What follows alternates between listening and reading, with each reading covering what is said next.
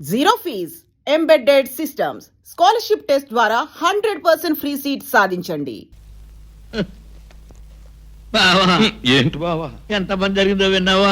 ఏమైంది బావా? నా సారా లారీ దారిలో ఆపి ఎవడో కొట్టుకుపోయాడు బావా. అయ్యయ్యో బావా, నీకెంత కష్టం వచ్చింది బావా. ఒరే కూల్ డ్రింక్. ఏమిటి? నా సారా లారీ ఎవడో కొట్టుకుపోయి నేను పక్కనే రోడ్డును పడితే నీ కూల్ డ్రింక్ సంతోషమన్నా? నాకే కాదు బావా, నుదుటు రాత రాసిన భగవంతుడు కూడా సరదాగా కూల్ డ్రింక్ తాగాలని ఉంటది ఈ సందర్భంగా. నీకేమైనా బుద్ధి ఉందా? ఏదన్నా బాధ వస్తే ఇతంతో చెప్పుకోవడం, ఇతంతో చెప్పుకోవడం. బావా, ఆ ఊరికి ఈ ఊరంతో ఈ ఊరికి ఆ ఊరు అంతే. నాకు కష్టం వచ్చినప్పుడు ఇంకా బాగా నవ్వావు నువ్వు. ఇవే 2 కూల్ డ్రింకులు బావ తాగుతాడు. ఇదిగా 2 కూల్ డ్రింకులు కాదు, 2 విస్కీ బాటిల్స్ కూడా తెచ్చుకు తాగు నాయన. నీకు దండం బాబు, నీకు దండం. రారా బుద్ధిమాల కదవా, రారా నాయనా.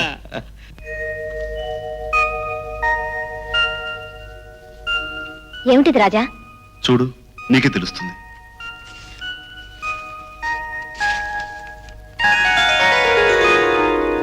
బాకీ డబ్బు చెల్లించి కైలాసం దగ్గర తాకట్టున్నా ఇంటి కాగితాలు తెచ్చారా? అంత డబ్బు. ఇష్టమైన మనుషులు కష్టంలో ఉన్నప్పుడు వాళ్ళకి సహాయం చేయడం వల్ల మనకు నష్టం లేనప్పుడు చేసేసేమన్నాడు ఓ పెద్ద మనిషి. చేసేసాడు ఈ చిన్న మనిషి. అంటే ఆ బాకీ మీరు తీర్చేశారా? అంత డబ్బు మీకెక్కడిది?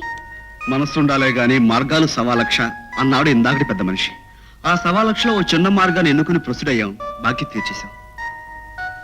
కానీ మేం మీకు ఎవరమని, ఏమవుతామని ఇంత సహాయం చేశారు? కొన్ని ప్రశ్నలకు జవాబులు మాటలతో చెప్పలేం, మనసుతో తప్ప అని అదే పెద్ద మనిషి చెప్పాడు. రాజా, ఒక మనిషిని చూడగానే కలిగిన ఇష్టం ప్రేమ అవునో కాదో చెప్పలేను, కానీ నీ మీద నాకు అలాంటి ఇష్టమే కలిగిందని చెప్పగలను. పాట కలిసి పాడినట్లే బ్రతుకుబాట్లో కూడా నీతో కలిసి నడవాలనిపించింది. ఇంతకాలం ఈ విషయం ఎలా చెప్పాలా అనుకున్నాను. ఎలాగైతే చెప్పేశాను. నేను చేసిన సహాయాన్ని కృతజ్ఞతగా నా మాట ఒప్పుకోమని అడగటం లేదు. నీకు మనస్ఫూర్తిగా ఇష్టం ఉంటేనే ఒప్పుకో. నా ఆశకు రూపం ఈ గులాబీ, ఇక నిర్ణయం నీది.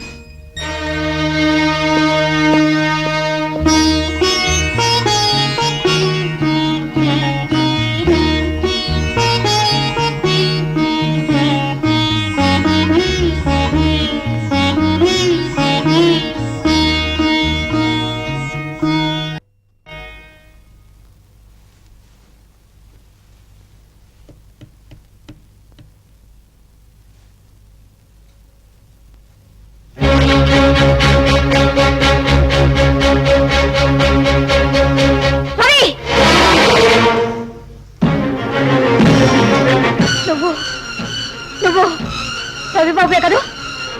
జయ, నిజం చెప్పు, నువ్వు రవే కదూ? మా కుటుంబాన్ని అధోగతి పాలు చేసి పారిపోయిన రవివి నువ్వే కదూ? జయ, కానీ ఇంకేం చెప్పకు. మా నాన్నగారి కళ్ళు పోగొట్టి మా బ్రతుకుల్లో చిచ్చు పెట్టి చీకటి చేసిన నువ్వు ఇంకా ఏం సాధించాలని వచ్చావు? ఎంతమంది ఏడుస్తుంటే చూడాలని వచ్చావు? జయ, నేను చెప్పేది విను. ఇంకా ఏమిటి వినేది? నిజంగా నువ్వు మాకు సహాయం చేయాలని వచ్చిన మనిషివి అయితే ఈ నిజం ఇంతకాలం నాతో చెప్పకుండా ఎందుకు దాచావు? అవునులే, అది తెలిస్తే నిన్ను అసహించుకుంటావని, ద్వేషిస్తావని, దూషిస్తావని చెప్పకుండా దాచావు, అంతే కదా?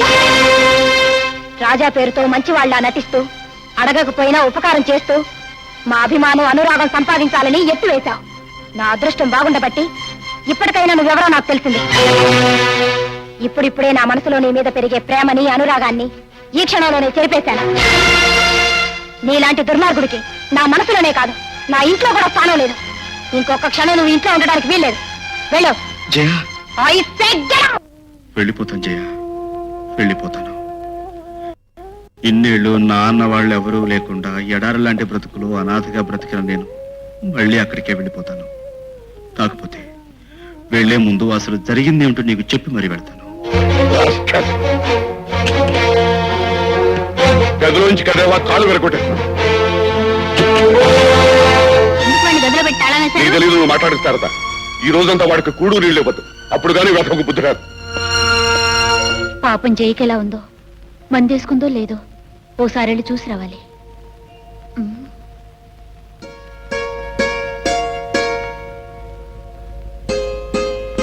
జయ, నా మీద కోపం వచ్చిందా? ప్లీజ్ జయ, నేను నిన్ను తొయ్యలేదు. జయ, నువ్వంటే నాకు చాలా ఇష్టం. చేసింది చాలేదా? మళ్ళీ ఎందుకు వచ్చా అక్కడికి? ఆ చచ్చింది రోజు చూద్దామనా? వెనుక నుంచి అంకుల్, మళ్ళీ అడుగు పెట్టేవాడు కాళ్ళు కొడతాను. Uncle, uncle. వెళ్ళు.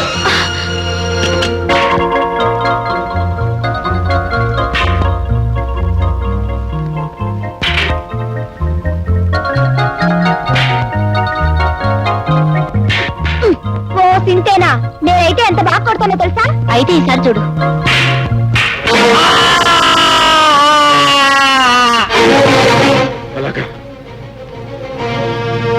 ఏమండి? రవి ఆగు! రవి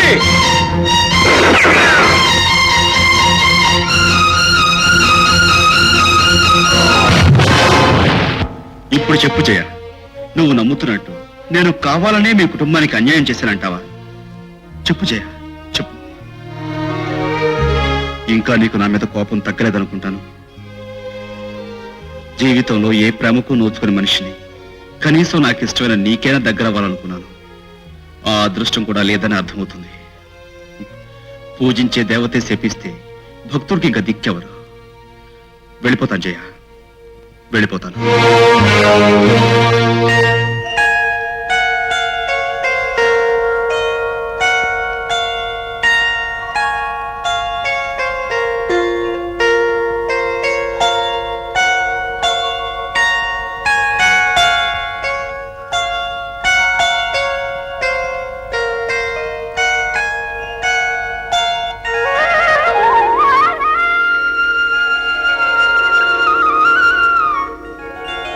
జయా, నాన్న, నాకు చూపొచ్చిందమ్మా, చూపొచ్చింది. నాన్న, మిమ్మల్ని మళ్ళీ అన్నాళ్ళు చూడగలుగుతున్నానమ్మా. డాక్టర్ గారు, మీకు కృతజ్ఞతగా ఇంతకంటే ఏమి ఇచ్చుకోలేను. అమ్మా జయ, ఆపరేషన్ సక్సెస్ఫుల్ గా జరిగింది కనుక నిజం నీకు చెప్పడంలో తప్పులేదనుకుంటాను. నిజమా? ఏమిటి డాక్టర్ గారు అది? నువ్వు కృతజ్ఞతలు చెప్పవలసింది నాకు కాదమ్మా, రాజాకి. అవునమ్మా, నీకు అబద్ధం చెప్పమని ఆపరేషన్కి అయ్యే ఖర్చంతా అతనే భరించి మీ నాన్నగారికి చూపు రావడానికి కారకుడయ్యాడు. ఏమిటి? నీకు దేవి ఫైనాన్సింగ్ కంపెనీలో ఉద్యోగం వచ్చిందా? నిజంగా అన్నయ్య? అబద్ధం నేను చెప్పొచ్చేమో గాని నీ చేతిలో ఉన్న అపాయింట్మెంట్ ఆర్డర్ చెప్పదుగా జయ. మరి నువ్వు బిఎస్సి పాస్ అవ్వలేదు కదా? అది 6 నెలల కిందట మాట. మొన్న సెప్టెంబర్లో నేను పరీక్షకి వెళ్ళాను. ఫస్ట్ క్లాస్ లో పాస్ అయ్యాను. అంతా ఆ దేవుడు దయ అన్నయ్య. దేవుడి దయ అయితే ఎప్పట్లాగా గాలికి తిరుగుతుండేవాడిని. ఇది నాలో ఒక మంచి మనిషి తెచ్చిన మార్పు. మీరందరూ బాగుపడనయ్యా అని తిడుతూ ఉంటే నా కోపం వచ్చింది. అతను అర్థం ఏంటంటే చెప్పడం వల్ల నాలో ఆలోచన వచ్చింది. ఆ ఆలోచనతో నన్ను నేను ఆత్మవిమర్శ చేసుకున్నాను. నా బతుకు నేను బాగు చేసుకోవాలని నిర్ణయించుకున్నాను. ఆ మనిషి ఎవరో తెలుసా అమ్మా? రాజా.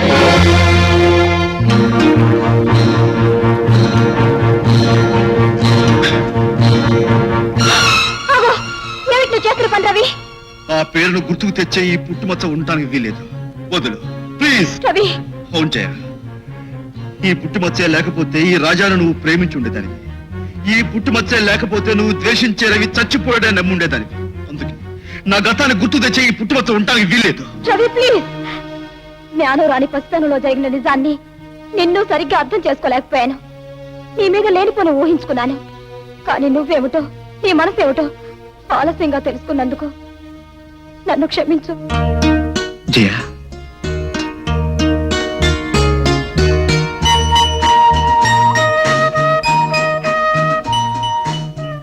నా మనసులోని ఆశకు గుర్తు ఈ గులాబీ. నువ్వు నన్ను మన్నించి నా ఆశ నెరవేర్చే మాట అయితే ఈ గులాబీ నీ చేత్తో నువ్వే నా జడలో పెట్టాలి.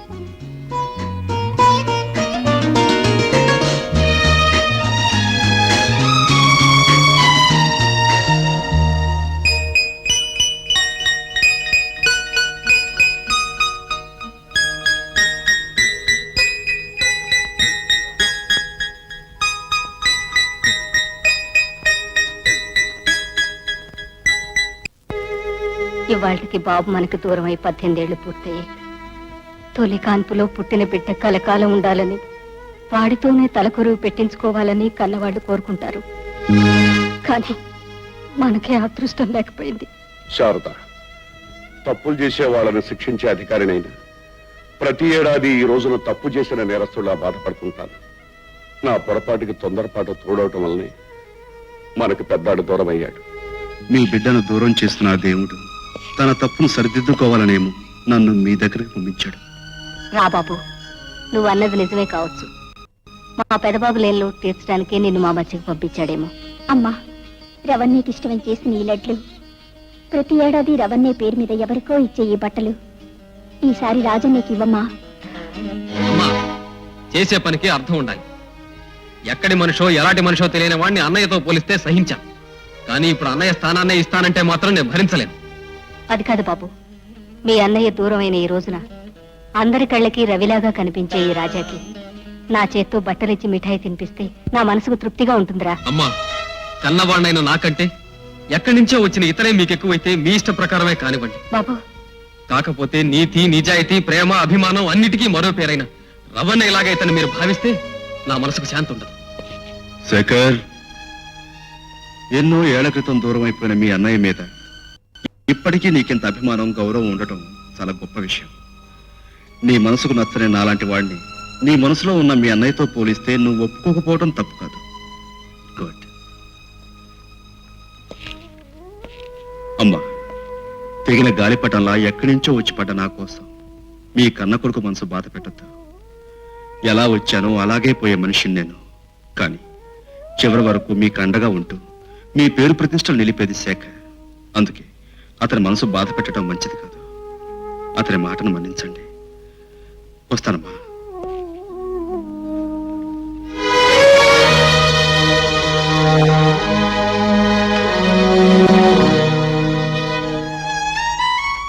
శారద, కొన్ని బాధలను భరించాలని నుదుట రాసి ఉంటే మనం ఏం చేయలేం.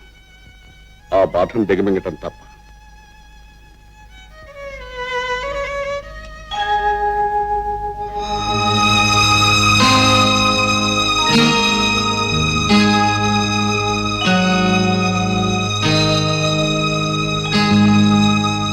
అమ్మా, బాబు, ఉదయం నుంచి మనసుని ఎంత చంపుకున్నా, ఆశని ఎంత అణుచుకున్నా నీ దగ్గరకు రాకుండా ఉండలేకపోయానమ్మా. అమ్మ చేత్తో పెడితే తినే అదృష్టాన్ని ఎన్నో ఏళ్ల క్రితం పోగొట్టుకున్నా నేను మళ్ళీ పొందాలని ఇలా వచ్చానమ్మా. ఏదమ్మా, నీ చేత్తో చేసిన తీపి నాకు తినిపించు. తప్పకుండా బాబు, తప్పకుండా. పొద్దున్న వెళ్ళిన దగ్గర నుంచి నాలో నేనెంత కుమిలిపోయానో తెలుసా? కానీ చిన్నవాడి మనసు కష్టపెట్టడం ఇష్టం లేకే నోరు మూసుకూరుకున్నాను. మళ్ళీ నువ్వే వచ్చావు. చాలా సంతోషం బాబు. ఉండు బాబు, తెస్తానుండు.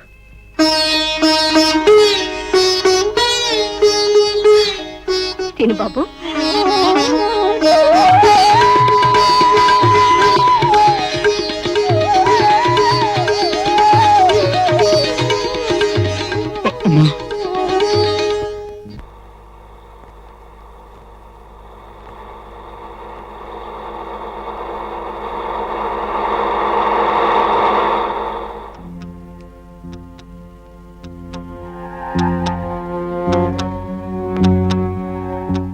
ఏంటి గురుగారు, పిల్లలంతా బాగున్నారా? అంతా బాగానే ఉన్నారయ్యా. ఏమిటి విశేషాలు? అని మామూలే. సరేనా? సరే. చూడండి, మీరు దెబ్బలు తింటాం నాకు ఇష్టం లేదు. ఎందుకంటే అసలు నేరస్తులు మీరు కాదు కనుక. అందుకే మీరు తీసుకెళ్తున్న సరుకులు ఎవరు చెబితే మిమ్మల్ని వదిలేస్తాను. మర్యాదగా వాళ్ళెవరో చెప్పండి. మీరు చెప్పరని నాకు తెలుసు, చెప్పకపోతే నేను వదలని మీకు తెలుసు. అందుకే 24 గంటలు టైం ఇస్తున్నా.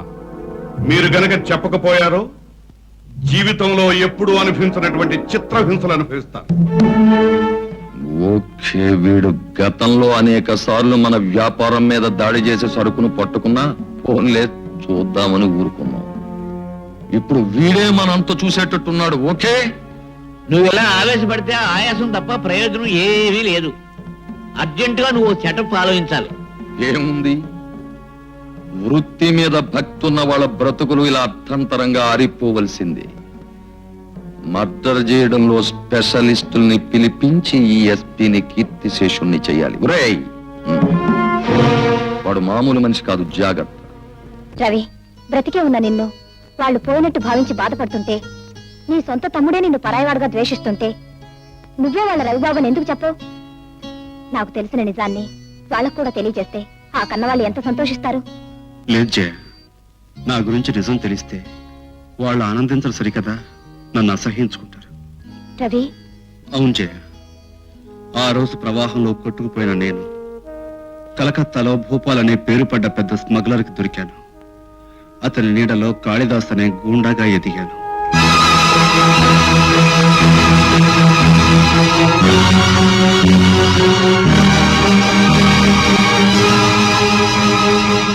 అలాంటి దారుణమైన జీవితం నుంచి, దుర్మార్గపు అడ్డదారి నుంచి బయటపడ్డాను. ఆ కసాయివాడైన కాళిదాసు చరిత్రకు నిప్పు పెట్టి రాజాగా కొత్త జీవితం ప్రారంభించాను.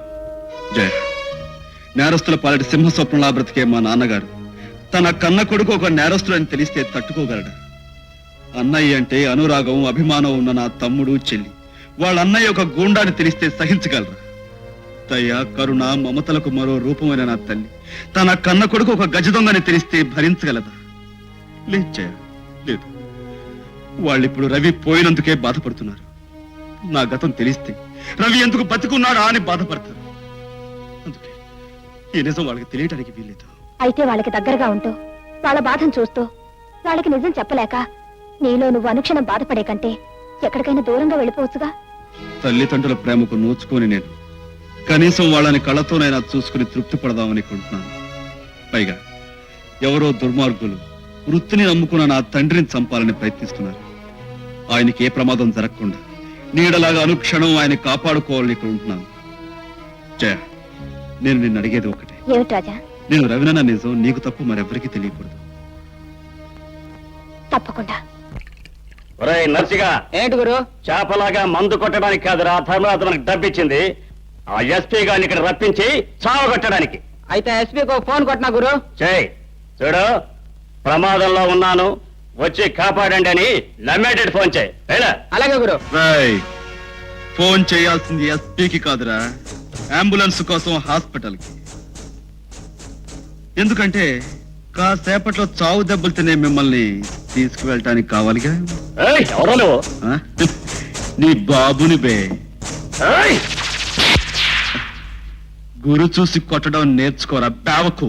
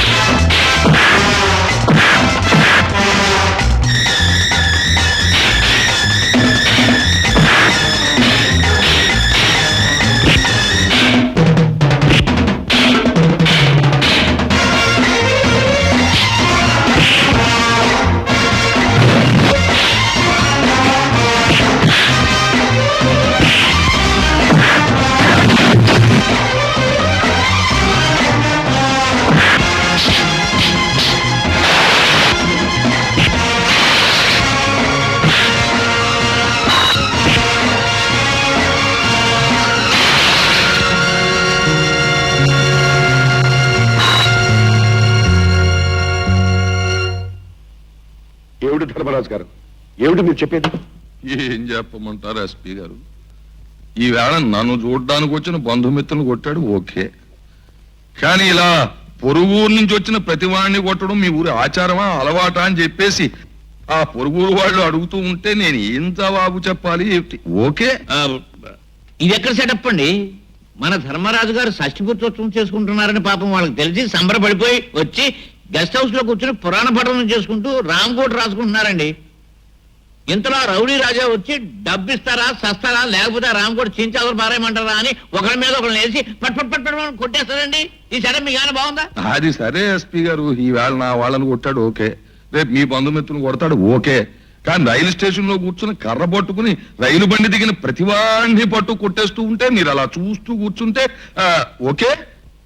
అలాగే అతనికి ఇప్పుడే కబుర్ చేస్తాను, మీరు వెళ్ళండి. నమస్కారం. వస్తాను, నమస్కారం. రాజా, నువ్వు ధర్మరాజు గారి కోసం వచ్చిన పెద్ద మనుషుల్ని ఉత్తుపునైనా కొట్టినట్టు రిపోర్ట్ వచ్చింది. ఎందుకు కొట్టా? ఆ విషయం వాళ్ళనే అడగలేకపోయారా? నేను నిన్ను అడుగుతున్నాను, సమాధానం చెప్పు. వాళ్ళు నేను కొట్టాను అని చెప్తే మీరు నన్ను పిలిపించి అడుగుతున్నారు, కానీ వాళ్ళని నేను కొట్టలేదు అంటున్నాను. మీరేం చేస్తారు? నువ్వు కొట్టినట్టు 10 మంది సాక్ష్యం చెప్తున్నారు. దేవుడి మీద ప్రమాణం చేసి పొట్టకూటి కోసం పవిత్రమైన న్యాయస్థానంలో పచ్చి అబద్ధాలు సాక్ష్యాలు చెబుతున్నారు ఈ రోజుల్లో. అలాంటి సాక్ష్యాలే మీరు నమ్మే మాట అయితే నేను కొట్టలేదని 20 మంది చేత సాక్ష్యం చెప్పిస్తాను. ఆల్ రైట్ రాజా, నీ మీద అభిమానంతో ఈసారికి నేను నమ్మి వదిలేస్తున్నాను. నువ్వు మరోసారి నేరం చేశావని తెలిస్తే ఆ దేవుడు అడ్డుపడ్డా సరే నేను వదిలిపెట్టను. నావు ఈ కనుక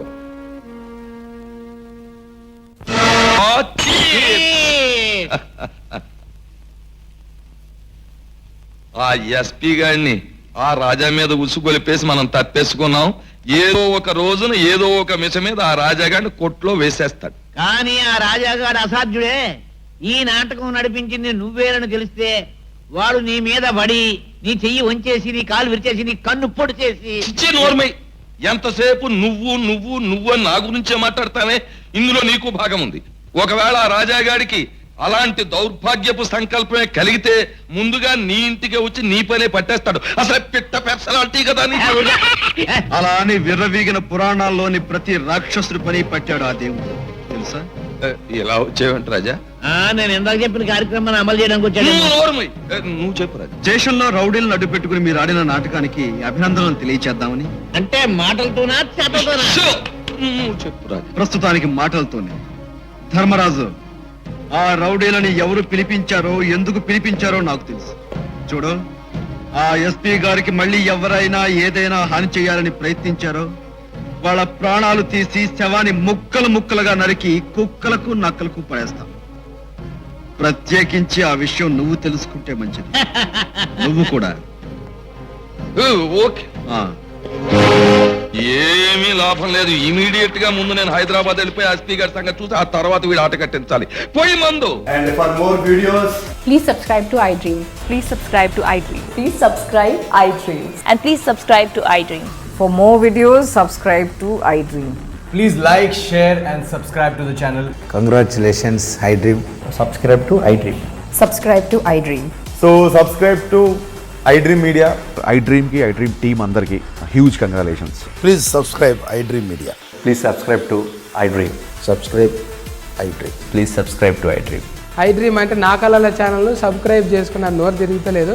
మీరైతే గంట గుర్తు కొట్టండి. For more such videos, please subscribe to iDream.